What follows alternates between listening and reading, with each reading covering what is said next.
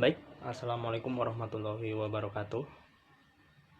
Perkenalkan, nama saya Muhammad Nur Samsi dari Agroekoteknologi Ganjil 2024 dengan NIM 2403016101.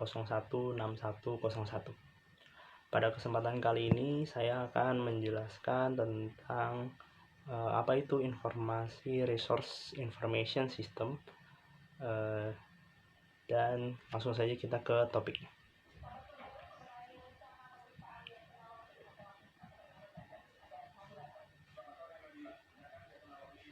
Informasi resource information system adalah merupakan sistem yang dipakai oleh organisasi atau perusahaan dalam pengelolaan segala transaksi yang kaitan dengan fungsi manajemen. Biasanya pengelolaan transaksi ini bisa dipakai sebagai acuan dalam proses pengambilan hasil yang diperoleh melalui proses itu kemudian dipergunakan untuk mencapai suatu tujuan pada aktivitas manajemen di organisasi atau perusahaan. Lalu adapun bentuk dasar sistem informasi perusahaan meliputi spesialis informasi, perangkat keras, perangkat lunak, pemakai, data, dan informasi.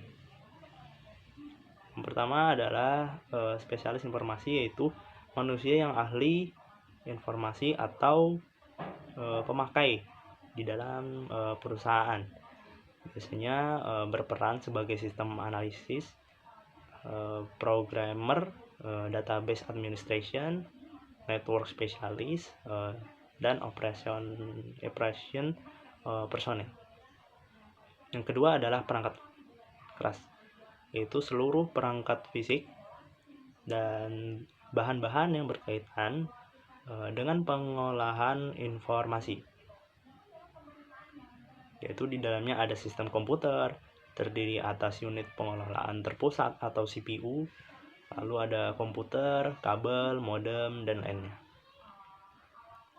Lalu yang ketiga ada perangkat lunak. Perangkat lunak yaitu perangkat perintah pengoperasian yang dinamakan program atau aplikasi. Contohnya yaitu sistem perangkat lunak yaitu Windows, Linux, ada Unix. Setelah itu ada aplikasi perangkat lunak yaitu Lotus, Microsoft Word, dan Open Office. Lalu yang keempat ada pemakai atau user, yaitu orang yang menggunakan sistem informasi software maupun hardware.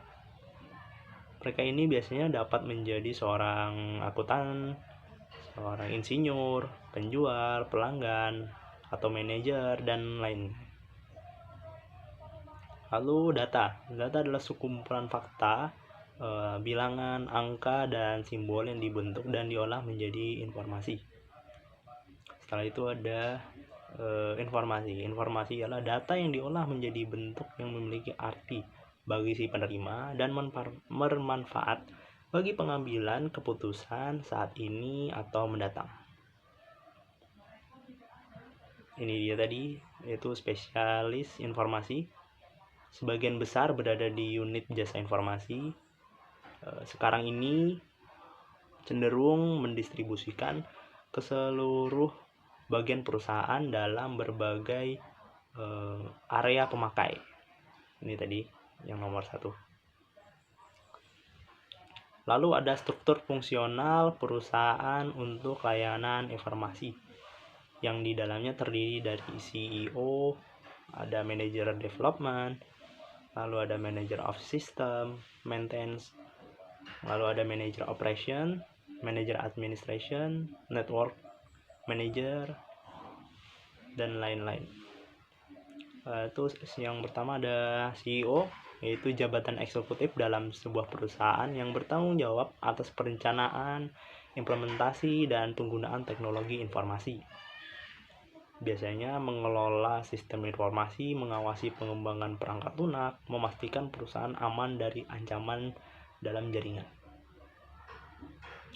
Lalu di bawahnya ada manajer development, yaitu sebagai pengembang teknologi informasi. Lalu ada manager of system maintenance, yaitu bertugas mengelola, mengawas aktivitas pemeliharaan sistem informasi. Lalu ada manager operation, di mana dia mengelola kegiatan operasional perusahaan agar tetap efisien. Lalu ada manager administration, yaitu mengurus administrasi perusahaan agar berjalan lancar. Ada network manager, yaitu mengelola konektivitas perangkat jaringan agar tetap aktif, contohnya seperti wifi, menemukan kesalahan, dan melakukan analisis kerja.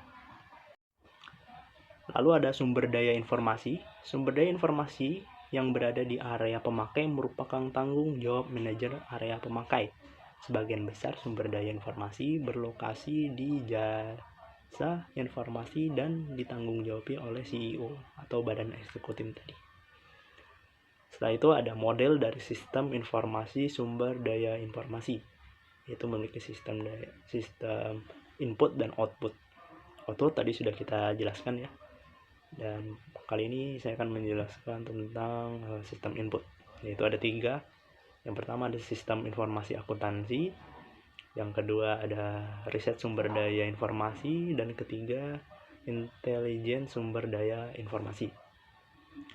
Yang pertama ada sistem informasi akuntansi, yaitu menyediakan data input untuk aplikasi keuangan yang di dalamnya meliputi pengeluaran, pendapatan, dan produksi.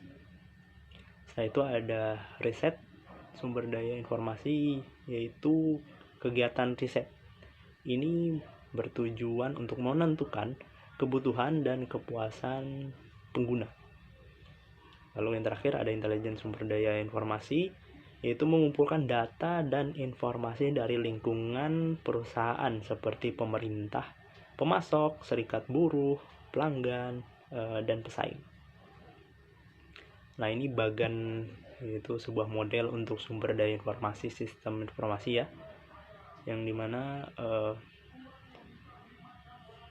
akuntansi, riset sumber daya informasi, intelijen sumber daya informasi dikumpulkan dalam database jika sudah terorganisir, lalu diprogram melalui sistem output, yaitu hardware tadi, software, human resource, data dan information, ada integration resource yang dilakukan oleh user atau pemakai. Lanjut, ada subsistem riset sumber daya informasi. Subsistem riset biasanya digunakan untuk menjelaskan kegiatan yang terdiri dari proyek-proyek riset dalam perusahaan. Merupakan aktivitas yang dilakukan oleh analisis sistem saat berinteraksi dengan pemakai. Nah, ini subsistem intelijen sumber daya informasi tadi berhubungan dengan pengumpulan informasi dari elemen perusahaan. Di dalamnya terdapat pemerintah, pemasok, serikat buruh, masyarakat global, pelanggan, dan pesaing. Ada 6 tahapan dasar untuk mencapai manajemen mutu. Yang pertama adalah kenali pemakai sistem informasi. Yang kedua adalah temukan kebutuhan mutu pemakai. Yang ketiga buat ukuran mutu. Yang keempat, tentukan strategi mutu sistem informasi. Lalu terapkan program mutu. Dan yang terakhir ada pantau kriteria mutu. Nah, jika hal ini sudah dilakukan, maka dapat dicapai manajemen kualitas dalam jasa informasi. Yang pertama adalah mengidentifikasi pelanggan sistem informasi. Ada komiter pengarah sistem informasi manajemen, menetapkan sistem formal. Lalu yang kedua adalah mendefinisikan kebutuhan kualitas pelanggan. Dalam dimensi ini meliputi kualitas produk dan jasa. Lalu yang ketiga, menetapkan metrik kualitas. Kualitas yang di sini yaitu produk dan jasa informasi. Mendefinisikan strategi kualitas sistem informasi yaitu penerima dan pelatihan. Pengembangan sistem berorientasi pemakai yaitu ada analisis pasar, penerimaan produk, tugas, proyek, prototype, lalu sistem operasional. Yang kelima ada menetapkan program-program kualitas sistem informasi. Itu penerapannya berbeda bagi tiap perusahaan. Dan yang terakhir, memantau kinerja kualitas sistem informasi. Itu memantau kinerja pada spesialis informasi dan unit sistem informasi. Yang terakhir ada strategi pengurangan biaya manajemen informasi. Yang pertama ada konsolidasi, yaitu strategi sebagai sarana untuk mencapai operasi sistem informasi yang lebih ekonomis. Strategi ini dapat diikuti dengan mengurangi jumlah lokasi sumber daya yang terpisah. Semakin terpusat akan semakin efisien. Lalu ada downsizing, yaitu transfer berbagai aplikasi dari platform yang lebih rendah. Contohnya seperti mainframe ke platform yang lebih rendah seperti komputer mini, LAN berbasis PC, dan workstation berbasis Unix. Lalu keuntungan dari strategi ini ialah biaya dan pemakaian melihat sistem lebih ramah. Resikonya yaitu kehilangan keamanan, berkurangnya integritas data, serta kesulitan pemulihan dari bencana.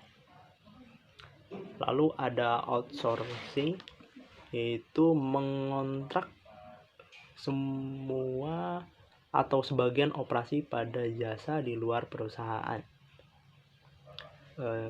Jasa outsourcing ini mencakup pemasukan data dan pengolahan sederhana. Ada kontrak pemrograman, manajemen fasilitas, integrated system, lalu ada patungan operasi untuk pemeliharaan, pelayanan, atau pemulihan dari bencana. Keuntungan dari outsourcing ini yaitu mengurangi biaya, dapat memfokuskan semua perhatian pada pengembangan sistem strategi yang baru. Resikonya yaitu banyak CEO ragu untuk kontrak pada outsourcer jangka panjang karena tidak ingin bergantung dengan perusahaan lain, dan beberapa perusahaan tidak akan menyerahkan pekerjaannya ke outsourcer kalau tidak mengembangkan komputasi canggih yang memberikan keunggulan kompetitif. Baik, itu saja yang bisa saya sampaikan. Salah kata dan lain hal mohon dimaafkan. Saya akhiri. Wassalamualaikum warahmatullahi wabarakatuh.